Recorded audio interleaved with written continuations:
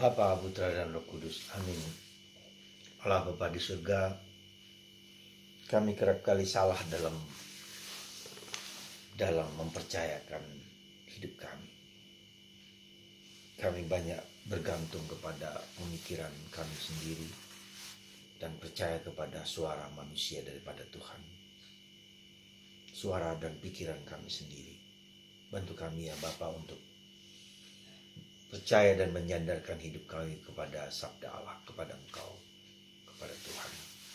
Terpujilah namamu kini dan sepanjang segala masa. Amin.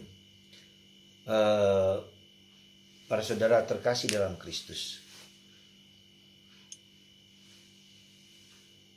bacaan pertama hari ini adalah kutipan dari kata-kata Yeremia, bahwa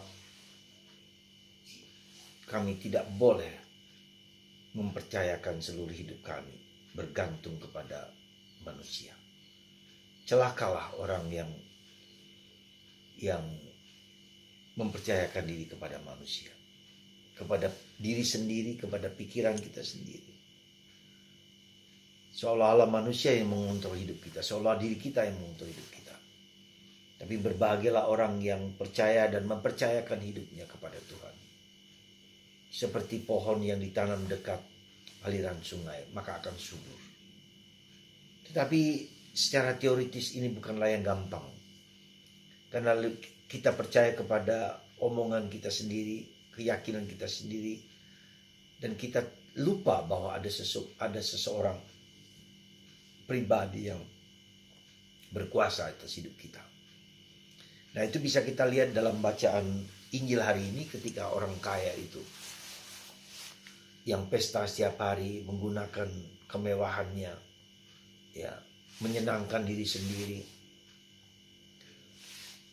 percaya kepada kemampuan, kehebatan hartanya.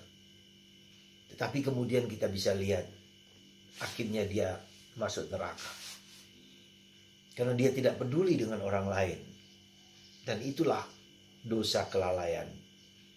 Dan Lazarus, seorang pengemis miskin itu, akhirnya berada di pangkuan Abraham. Itulah akibatnya orang yang percaya pada diri sendiri, orang yang percaya pada kekuatan sendiri, orang yang percaya pada kemampuan duniawinya. Seolah-olah kebahagiaan itu hanya dapat dialami oleh dirinya sendiri. Suatu peringatan yang mungkin keras bagi kita, bahwa kita sekali lagi tidak bisa mengandalkan kekuatan kita sendiri. Kita harus bersandar kepada Allah yang memberikan kekekalan dalam diri kita. Dan itulah yang mau diajarkan kepada kita lewat kisah tentang Lazarus dan orang kaya. Orang kaya itu hidup dengan dirinya sendiri, hidup dengan dunianya sendiri, ya, dan mengabaikan orang yang dekat dengan dia yang minta pertolongan.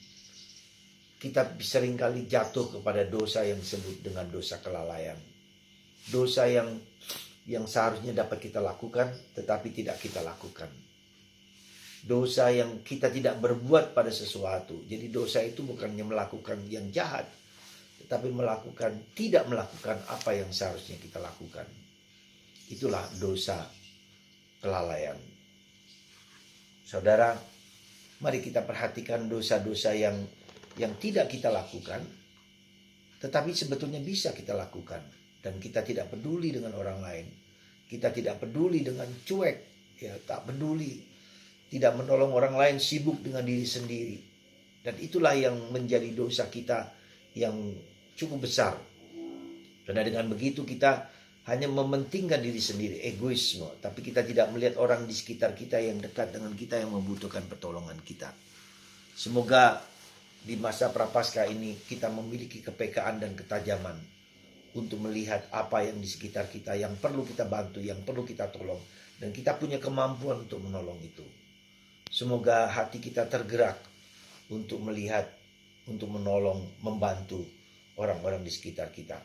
Semoga Tuhan memberkati Anda dan memberkati kita, dan memiliki kepekaan untuk tajam membantu sesama kita yang membutuhkan bantuan kita. Tuhan memberkati Anda semua.